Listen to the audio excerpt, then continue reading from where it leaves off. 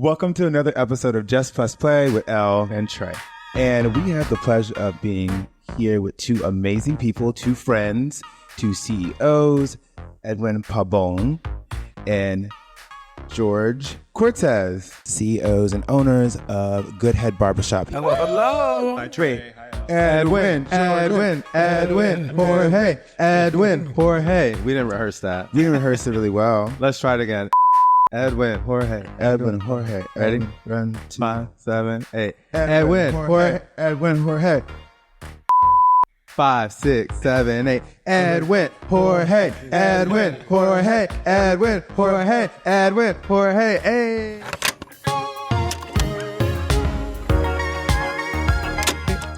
Thanks for the warm welcome. We appreciate it. You're welcome. Yes, thank you for welcoming us into your space. We decided we're going to travel today. We decided we were going to travel today.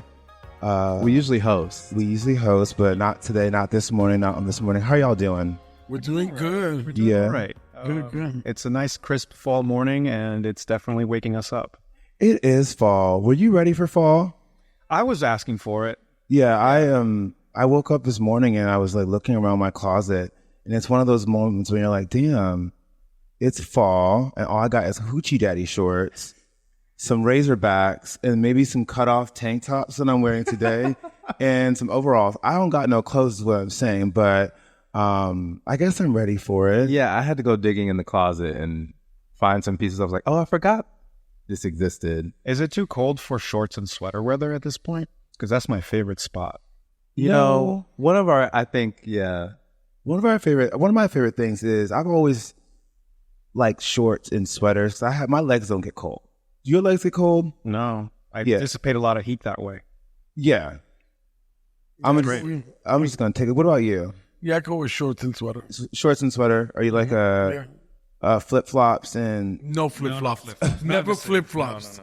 Never You don't like having your toes out Never in flip-flops the New York City street. You don't like getting your toes wet by some of that dirty brown water. No. Flip-flops is... Whenever I see people wearing flip flops on the street and it's like they're like going somewhere or during the summer, I'm always like, not really good. I don't know. We got raw dog horses walking around. We got horse shit. We got all types of things in the street that's really weird. It Especially in wouldn't the be subway. for me. Well, I stumbled upon Good Head because I was just walking by, and I have a whole story about that, but that's for the later part in the episode. But I was walking by, and I was like, Good Head? I was like, is this a bathroom? Before you know it, I was in a towel at the front door. No, I'm just kidding. I made an appointment, and I had a great experience, and I kept making appointments, and I believe that this might be my home barbershop now. I believe Trey had some questions for you. Yeah, so earlier I asked you to think about your answer just to give you a little heads up. What is one word you would use to describe yourself, your partnership, and the shop? Let's see now. I would describe myself as fastidious. Oh, we're gonna have to put the definition up for that one. Okay. And let's see now, our relationship, I would say, I guess from the beginning, I would say marriage. Marriage. Yeah. Okay, very interesting. We'll get into that a little bit It's later. crazy because I was going to say the same thing. Really? Yes. I was going to say union, but my first thought was marriage. Yeah. I feel like George is my husband. You know what I mean? The term like work husband. Business-wise, Yeah, that's yeah, he's my husband. Okay. Oh. And he's my soulmate, like my perfect partner. Like we complement each other in the most perfect way. That's amazing. That's amazing. I feel like we can relate to that. Relate that. Like, It's fact. I'm so crying. And I feel like this is our baby. Yeah. You know, this is the Good Head is our child. This is what we're creating. And I feel like we're good parents. You know what I mean? I feel like George is a bad cop. I'm a good cop. You know what I mean? But like as a union, you know, we can flip. But I really feel like, yeah, we care about our child, which is Good. Yeah, I was having a hard time trying to find one word for the business because the first thing that came was love child. Out of this relationship, I'd say that Good Head is our love child. So hyphenate it and consider it one word. That's awesome. Amazing. Wait, did you give your 3 words? No, I haven't given mine. It's your I turn. think So- it said Yeah, we You said marriage. That's one. and also child for the shop. But Yeah, how would for- you describe yourself? crazy. Okay. Okay. Just like not like when I say crazy, I mean like I don't think like the average person. You know what I mean? I'm a risk taker. I'm like kind of like I'm a little different than most people. It seems like qualities you would want for an entrepreneur or business owner. Yeah. I mean, Yeah. Effectively, that's what it is. Yeah. I think they always say like, don't fear failure because failure is like an inevitable thing. You just got to keep going, and that's one of the biggest parts of, I guess, opening a business, starting an endeavor. Yes. I'm sure Yeah. there are like In New many little York, you failures got to be a along the little way. crazy. Yes, Yes. Lady Yeah, Gaga. that's true. You do. Lady Gaga said you got to be a little bit It's true. delusional to live here, to You believe in do. yourself. It's like the Lulu. We Yes. are on here. I used to call it the You gay have to audacity. be. You gotta have a little the gay audacity. The gay audacity. Yeah. Yeah. You have to be to. daring. You have It's to. important. Yes. You have to be vulnerable. You know what I mean? Yeah. I think you we have a question of the day. I do have a question get of the into. day. Are you ready? Question of the day. What's an irrational fear that you have? Right, in honor of spooky season around the corner. Yes, in honor we're of talking spooky about the season. things that scare us. Things that go bump in the night or during the day. Each ending. For me, it would be like living under my potential. You know what I mean? Like getting to like an older age and like not having done the things that I wanted to do, or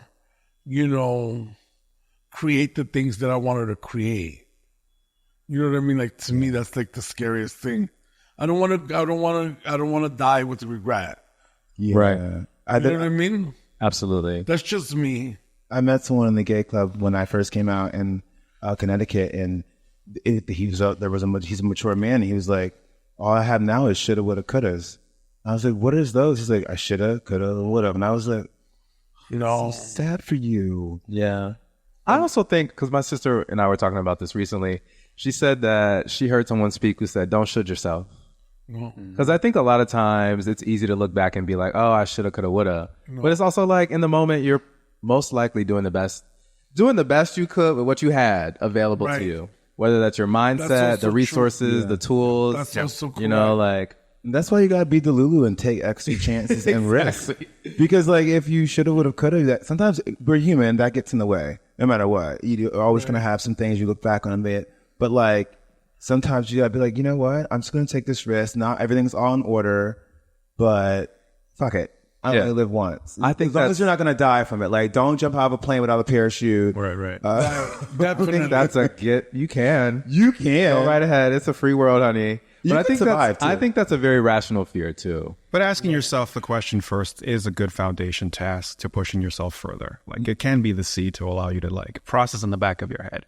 Oh, I should do this. And in the back of your head, you're like thinking the steps. And one day you get to take the steps and actually bring it to action. So there's that potential. What was the question again? What's one irrational thing you Oh, have? carnies. I don't like clowns. Oh my god. You have arachnophobia? Is that I think think that's that's spiders. spiders. I don't know what the clown one is for the Latin word for it. clonophobia? Clownphobia. Clonophobia. Well, So you can't watch the movie It? It's not that I'm afraid of them. It's more like I just get this urge to punch them in the face. so you don't like clowns. Wow. I don't really. It's dislike there's When I no was a kid, I rhyme or ran- reason to it. When I was a kid, I used to run from clowns. I just didn't like them. I still kind of don't. I think a lot of people have. It's just like, how are you that happy? Do you live in the same earth I live on? Why are you smiling? What are those below? It just, Yeah. The fact that they're wearing a mask is like you're hiding yourself. What's going on? yeah. I don't. And I you're don't, with children. and you're with and you're with children. Yeah. Yeah. Yeah. Do you have? Did you think about this question? Do you have an I have irrational. Do you want to go first? No, I don't, because I'm still thinking. Okay, my irrational fear has come from doomsday scrolling on TikTok. During the pandemic, I used to fall into these pits of people on airplanes acting a goddamn fool mid-flight. And now whenever I go to board my Spirit flight or my Frontier flight or whoever wants to sponsor this, the first thing I do is I check who's at the emergency exit. I'm like, who's that? I'm like, oh my God, who's that? I'm like, I'm trying to like get to the back of the plane because I'm riding coach. I'm in seat 36 next to the toilet. Like, so it's gonna take me a while. So I'm inspecting everybody because like, I don't know. I just feel like I've seen enough of those videos and that could happen to me. I would be I would be on a plane where people act a fool. Now, have I ever been one of the people that were acting a fool? One time. They didn't try to put me off. They were like, are you okay? They're like, you're like passed out in the middle of the aisle. And they hit me with the cart. And it was like, look, and I was like, oh, I'm sorry. But it's kind of like, wow, I have so many questions, but I don't know if we have time today. We'll have to delve into that together. The fear is like, you've seen Bridesmaids, right? Yes. Like I'm Kristen Wiig most of the time in the plane. Ladies and gentlemen, as you can see, the captain has turned on the fasten seatbelt sign. It appears we've run into a rough patch of weather, so I have an announcement too. There is a colonial woman on the wing. There's a woman on the wing. I saw her. There is something they're not telling us. Right. There is a colonial woman. She was turning butter. She was turning Steve, butter get on her. that wing. She is out there right now. Shit. Everyone remain calm. I'm an air marshal. There is something they're not telling us. Yes. I knew it. I got your back, John. There is a woman on the wing. I saw her. There is something they're not telling us. Let's get out. Let's open the doors and get out. Look out your way. She is dressed in traditional colonial garb. I'm like, or when people use the bathroom or too many people get in line at the bathroom, I'm like, I want to press the button, but like, can you make 3 of those people sit down? Because like, I don't like it. I had a moment like where I felt like I was about to like pop off at an airplane while I was flying. And that was, I would blame it on the tiniest sliver of a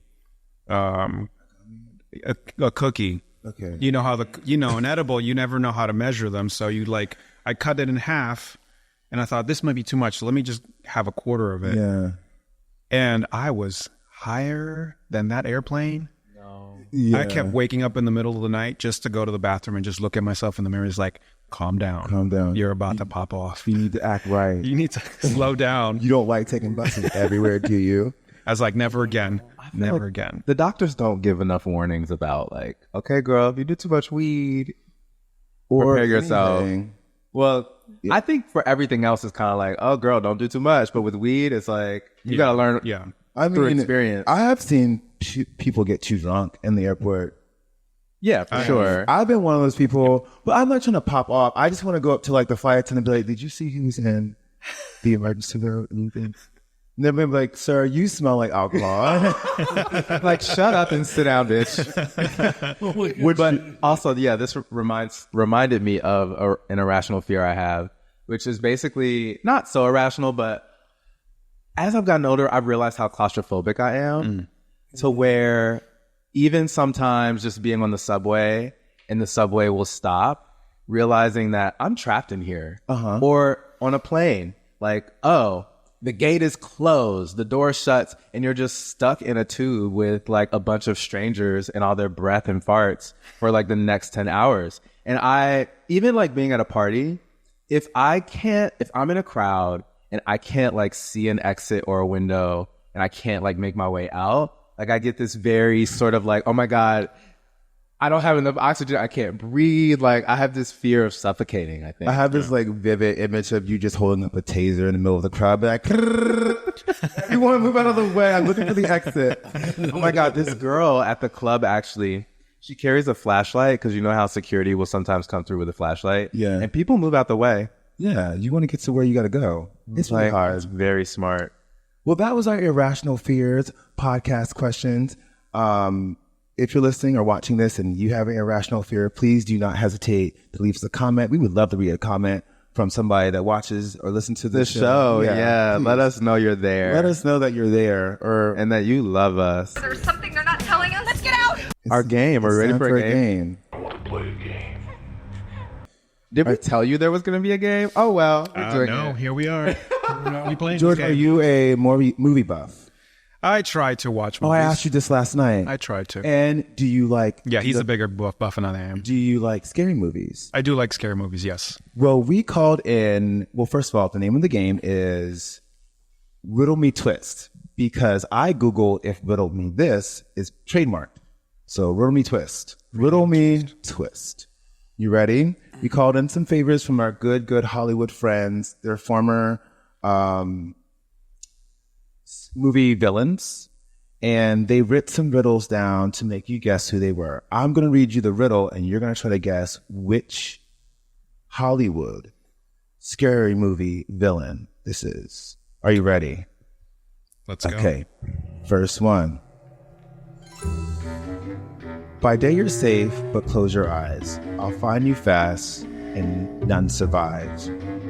Burning scared with claws of steel, I haunt you down Freddy Krueger. in your dreams. Hey. Okay. All right. All right. All right. I was going to say Jeepers Creepers, but yes, that also works. Well, That tracks. All right, we'll get ready for the next one. okay. Here we go. Every 23 years, I rise from my feast. From flesh and fear, I become a beast. With wings that spread and eyes that stare, I'll hunt you down from land to air, feeding on you to replenish my might. Who am I, the ancient terror that takes flight? That one screams. Yeah, that screams Jeepers Creepers, no? Hey. Exactly. That's why I was like, okay, Yeah. that one's I next. switched that out last night, not thinking. I mean, I thought that was going to be the hard one. That was the hard one for me. Yeah, I haven't known it. I only saw the first one. That's where I'm going from. I mean, these writers wrote really great things for themselves. I'm glad that AI didn't write this. This next one, I don't even know it, so you got it. I got it. You ready? Go for it. I live in the shadows. I feed on your fear. Read my book, and I'll peer. No escape once in your home. In your grief, you're not alone. The more you fear me, the stronger I grow.